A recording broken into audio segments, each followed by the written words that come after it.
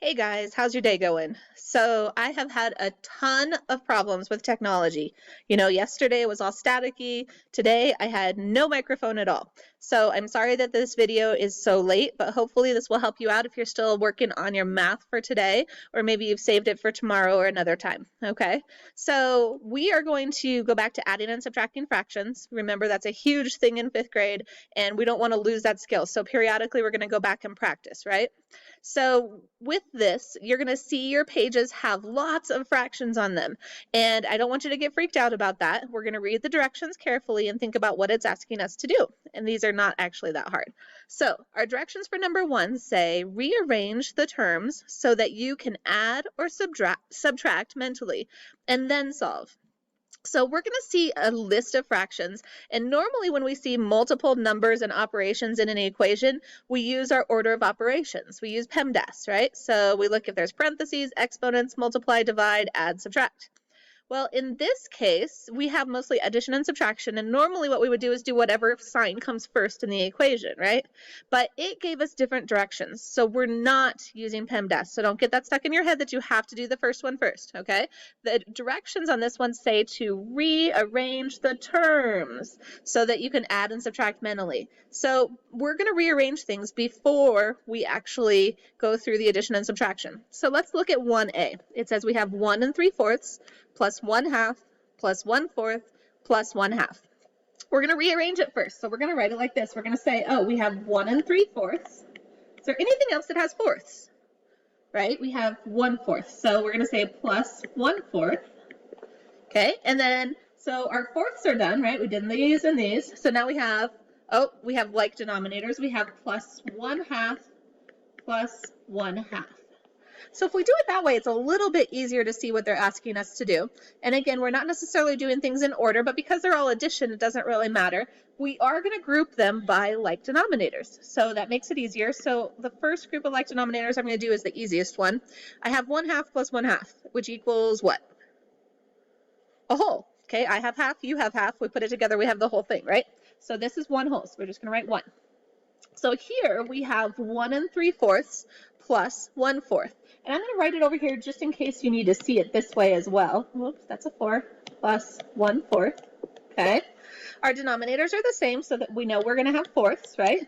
And now if I have 3/4 and I add one more, how many fourths do I have? 4/4, right? And I had 1 whole. And we happen to know that 4/4 means I have all the pieces out of the whole 4 pieces. So it means I have a whole. So this is really 1 whole. So we really have 1 plus 1 equals 2. This is 2 whole. Plus the 1 whole that we had with a half means our equation, our answer here is going to be what? What's our sum? 2 plus 1 equals 3. And there's our answer. I'm going to circle it so we don't forget where it is. Okay? So not too bad. We are going to go ahead and look at a different part now, and we're going to look at part B, okay? So on part B, we have 3 fractions. We have a mixed number, 3 1/6, minus 3/4 plus 5/6. So do you see anything that has a common denominator? Right, we have our 6, right? So we could group our 6 in like terms, and we can regroup this way. So we're going to say 3 1/6.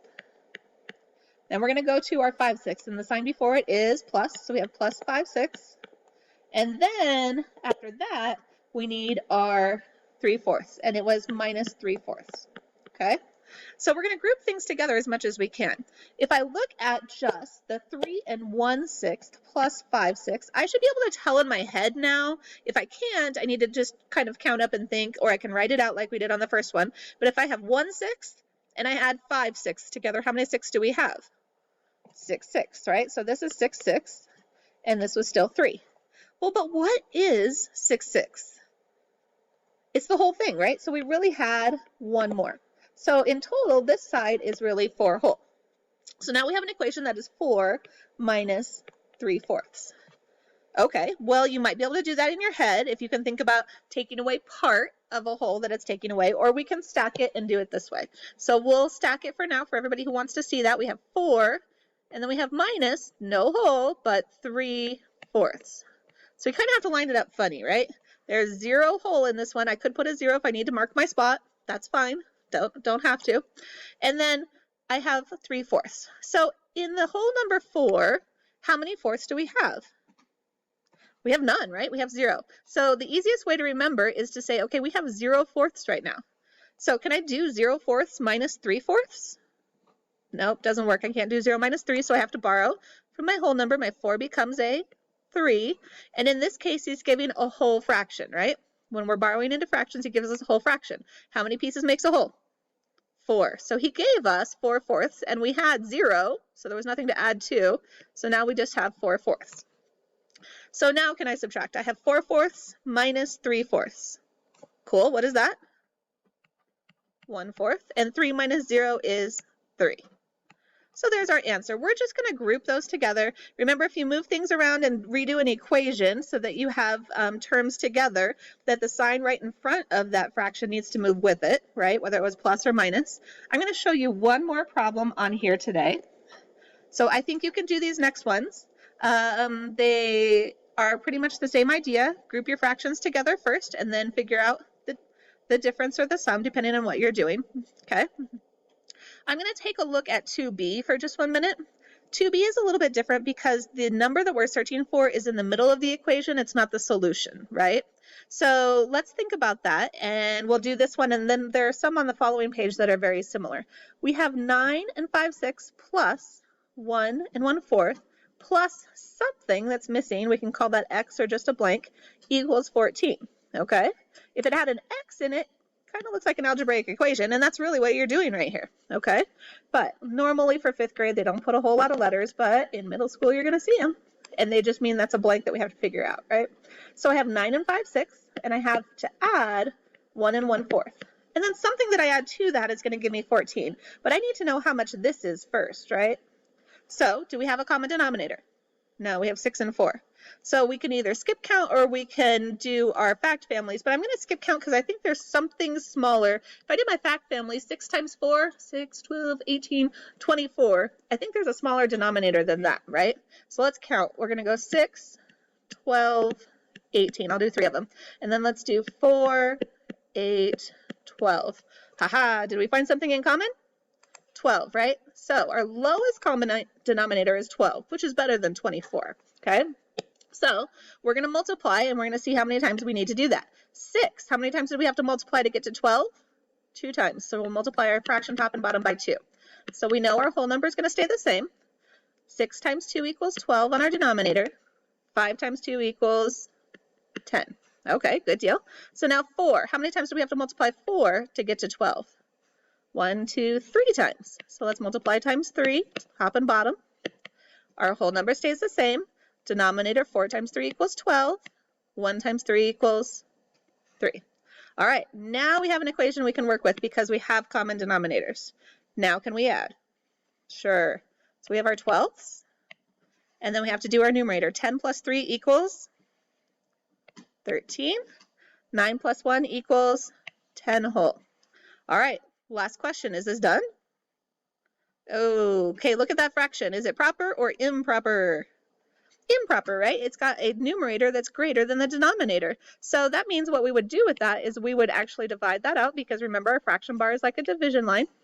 13 divided by 12 means it goes in how many times? And you might be able to do this in your head. Goes in 1 time. I used up 12. 1 times 12 is 12. What's left?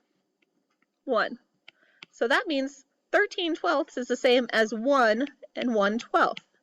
So if I come back over here, this is 10, and this is 1 and 1/12.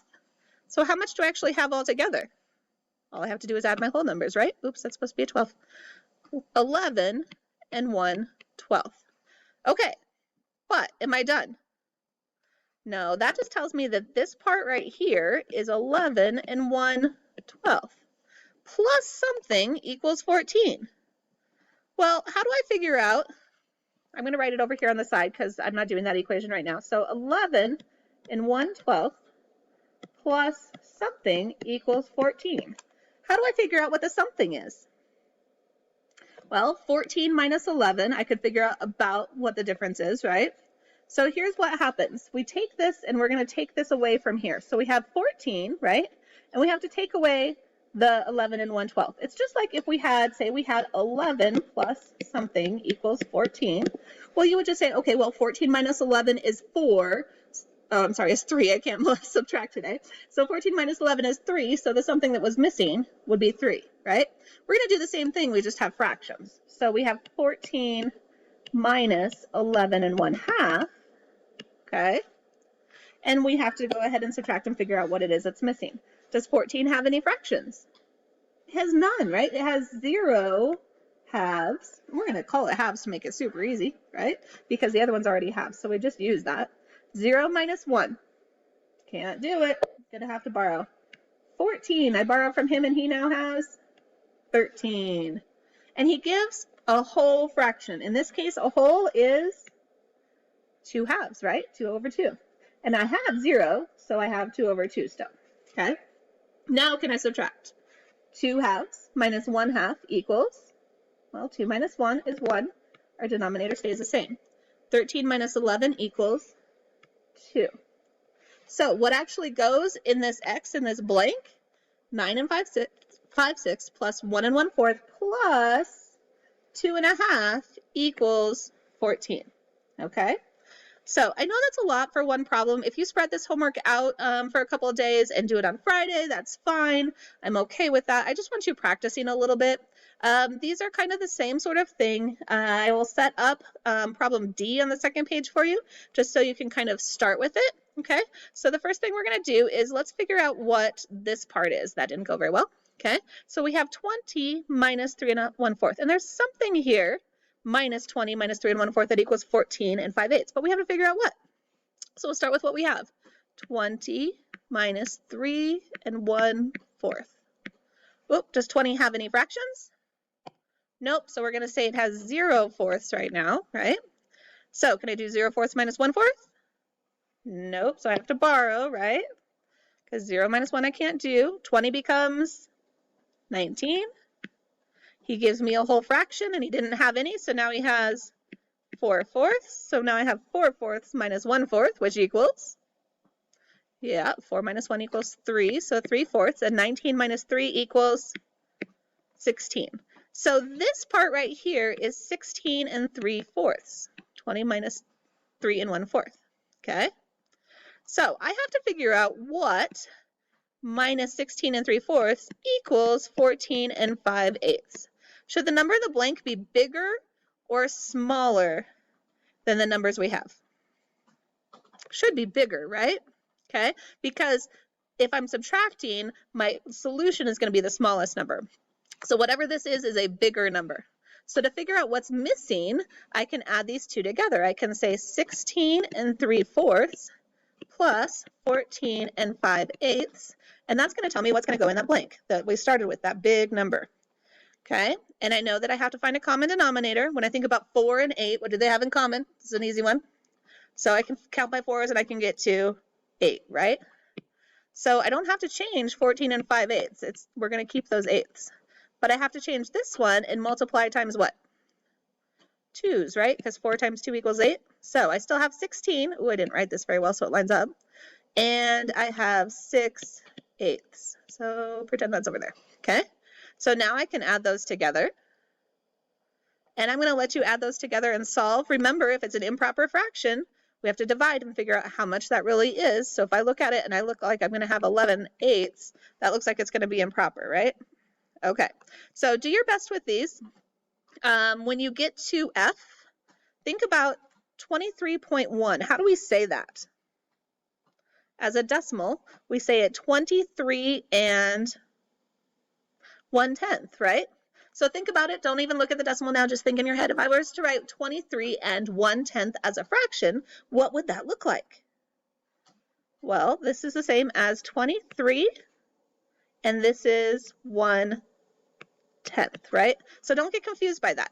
All right, and then you actually have common denominators, so that's super easy. All right, if you have any questions, let me know. Good luck with your homework this afternoon, and I will talk to you later.